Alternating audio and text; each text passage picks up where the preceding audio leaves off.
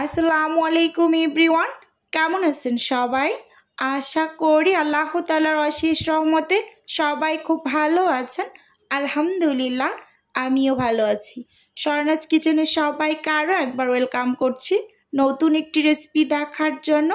আজকে শেয়ার করব আটা দিয়ে তুলার মতো তুলতুলে নরম পারফেক্ট প্যানকেকের রেসিপি। আশা করি আজকের এই রেসিপিটি আপনাদের কাছে ভীষণ ভালো লাগবে। এই রেসিপিটা কিন্তু বাচ্চাদের খুব পছন্দের। এখানে প্রথমে একটা মিক্সিং বোল নিয়ে নিয়েছি, আর সেই সাথে আমি এখানে বড় সাইজের 2টা ডিম ভেঙে নিচ্ছি। আজকের প্যানকেকগুলো আমি 2টা ডিম দিয়ে তৈরি করছি। চাইলে কেউ এখানে একটা ডিম দিয়েও তৈরি করতে পারেন। সেক্ষেত্রে সব উপকরণগুলোকে একটু কম করে নিতে হবে। এবার এর মাঝে স্বাদ মতো লবণ দিয়ে দিচ্ছি। সেই সাথে এখানে আমি 1 কাপের অর্ধেক মানে হাফ কাপ চিনি দিয়ে দিচ্ছি। আজকের সব উপকরণগুলো আমি কাপ মেপে ব্যবহার করছি। যেহেতু অনেকের কাছে মেজারমেন্ট কাপটা থাকে না, সেক্ষেত্রে কিন্তু কাপ মেপে ব্যবহার করলে আপনাদের একটু উপকার হবে, তাই আজকের সব কিছু কাপ মেপেই ব্যবহার করছি। এবার উইক্স দিয়ে কিন্তু সব কিছু একসাথে খুব ভালোভাবে নেড়ে চেড়ে মিশিয়ে নিচ্ছি, যতক্ষণ না পর্যন্ত ডিম আর চিনিটা একেবারে মিশে গলে যায় ততক্ষণ পর্যন্ত কিন্তু আমি উইক্স দিয়ে এই কাজটা করে নেব। এখানে আপনাদের যাদের কাছে উইক্সটা থাকবে না, তারা এই কাজটা অবশ্যই কাঁচা চামচ দিয়ে করে নিতে পারবেন।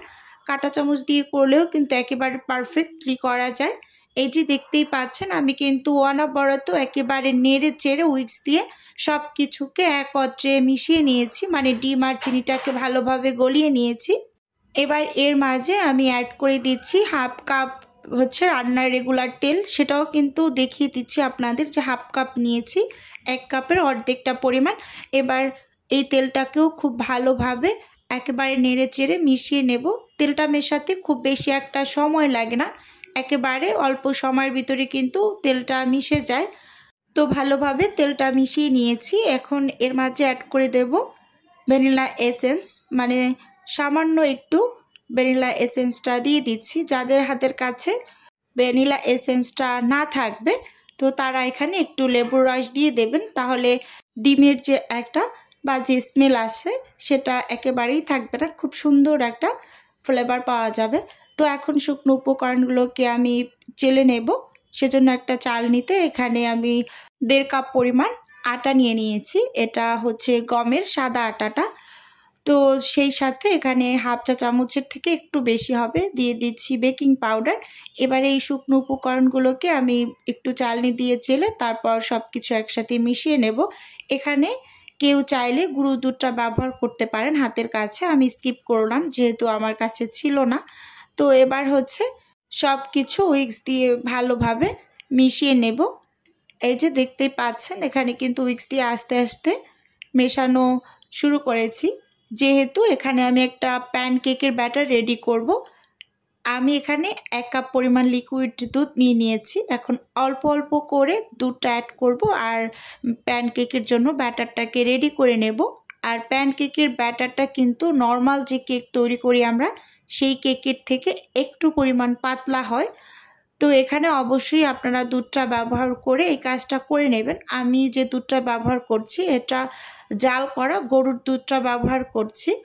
আর আপনাদের হাতের কাছে যদি গরুর দুধটা না থাকে, সেক্ষেত্রে আপনারা গুঁড়ো দুধটায় পানি দিয়ে গুলিয়ে লিকুইড করে ব্যাটারটাকে রেডি করে নিতে পারবেন।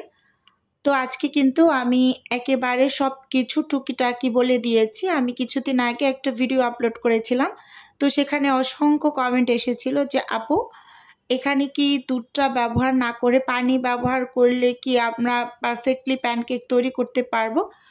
আসলে প্যানকেকের ব্যাটার সব সময় দুধ দিয়ে তৈরি করতে হয়। তো এখানে দুধটা ব্যবহার করেই ব্যাটারটা তৈরি করবেন, তাহলে একেবারে পারফেক্টলি প্যানকেকগুলো তৈরি করে নিতে পারবেন। এই যে দেখতেই পাচ্ছেন, অল্প অল্প করে কিন্তু আমি দুধ অ্যাড করে এই যে পারফেক্ট একটা ব্যাটার রেডি করে নিয়েছি, দেখেই কিন্তু বুঝতে পারছেন। এবার প্যানকেকগুলোকে আমি তৈরি করে নেব। চুলোতে আমি একটা প্যান বসিয়ে দিয়েছি আর টিস্যু পেপারে একটু তেল লাগিয়ে প্যানটাকে ভালোভাবে মুছে এবার এই যে 1/3 কাপ করে কিন্তু আমি এই যে ব্যাটার দিয়ে দিচ্ছি এখানে, দেখতেই পাচ্ছেন। আর চুলোর আঁচটা কিন্তু এই পর্যায়ে আমি লো করে রেখেছি। এই যে এখন 1 থেকে 1.5 মিনিট অপেক্ষা করার পরে কিন্তু এই প্যানকেকের উপরে অসংখ্য বাবল ক্রিয়েট হতে শুরু করবে। একটু অপেক্ষা করতে হবে। আর চুলোর আঁচ কিন্তু বাড়ানো কমানো যাবে না, যে কম আছে একটু বাড়িয়ে দেই, তাড়াতাড়ি হবে। তাহলে কিন্তু নিচ থেকে কালারটা নষ্ট হয়ে যাবে, মানে পুড়ে যাবে। একেবারেই লো করে রাখবেন। আস্তে আস্তে একেবারে প্যানকেকের চারপাশটা এই যে দেখতেই পাচ্ছেন, ভালোভাবে স্কিনে লক্ষ্য করলে কিন্তু বুঝতে পারবেন যে পাশ থেকে কিন্তু ছিদ্র ছিদ্র শুরু করেছে। ঠিক এভাবে 1 থেকে 1.5 মিনিটের মাঝেই কিন্তু পুরো নাস্তাটা এরকম ছিদ্র ছিদ্র হয়ে ড্রাই হয়ে যাবে, মানে শুকিয়ে যাবে পুরোটা। যখনই এরকম শুকিয়ে যাবে তখন কিন্তু স্প্যাচুলা দিয়ে উল্টে দিবেন, তাহলেই একেবারে একটা প্যানকেক রেডি। আস্তে আস্তে কিন্তু পুরোটাই এই যে ড্রাই হতে শুরু করেছে। দেখুন, একটু ভালোভাবে যদি কেউ লক্ষ্য করেন তাহলেই বুঝতে পারবেন। আশা করি এই রেসিপি ফলো করে যদি বাসায় কেউ ট্রাই করেন, ইনশাআল্লাহ আপনাদের প্যানকেকগুলো এরকম পারফেক্ট হবে। তো এখন এই যে আমি স্প্যাচুলা দিয়ে উল্টে দিচ্ছি। দেখুন মাশাআল্লাহ কতটা সুন্দর একটা কালার হয়েছে, একেবারে পারফেক্ট। একটু কাছ থেকে আপনাদের আমি দেখিয়ে দিচ্ছি, দেখুন কতটা পারফেক্ট হয়েছে। এবার আমি আরও একটা প্যানকেক একটু বানিয়ে আপনাদের সাথে শেয়ার করছি। আবারও কিন্তু টিস্যু দিয়ে মুছে নিয়েছি। এবার আবারও আমি 1/3 কাপ ব্যাটার দিয়ে দিয়েছি। এবারও 1 থেকে 1.5 মিনিট অপেক্ষা করার পরে কিন্তু নাস্তাটাকে উল্টে দেব। এভাবে একা করে সবগুলো প্যানকেকই আমি বানিয়ে নিয়েছি। ভিডিওর এই পর্যায়ে এসে প্রতিদিনের মতো আমার প্রিয় আপু এবং ভাইদের উদ্দেশ্যে একটা অনুরোধ রাখছি, আমার ভিডিওর কোনো অংশ যদি আপনার কাছে একটুখানি হলেও ভালো লেগে যায় তাহলে অবশ্যই আমার চ্যানেলটি সাবস্ক্রাইব করে আমার পাশেই থাকবেন। আর ভিডিও শুরুতে একটা লাইক দিয়ে ভিডিও দেখা কন্টিনিউ করবেন। এই যে দেখতেই পাচ্ছেন নাস্তাটা কিন্তু আমি উল্টিয়ে দিয়েছি। আর এবার আপনাদের সবগুলোকে একটু দেখিয়ে দিচ্ছি। এই যে সবগুলো কিন্তু এক এক করে আমি বানিয়ে নিয়েছি। আর এই প্যানকেকগুলো কিন্তু বাচ্চাদের ভীষণ পছন্দের। আমার 2 বাচ্চাই কিন্তু খুব বেশি পছন্দ করে। ম্যাক্সিমাম সময় ওদের সকালের নাস্তায় বা বিকালে কিন্তু এই প্যানকেকটাই আমি দিয়ে থাকি। খুব আনন্দর সহিত ওরা খেয়ে নেয়, মানে হাত দিয়েই খেয়ে নেয়। তো মাঝে মাঝে কিন্তু আমরাও সকালের নাস্তা হিসেবে এই প্যানকেকটা দিয়ে নাস্তা কমপ্লিট করে নেই।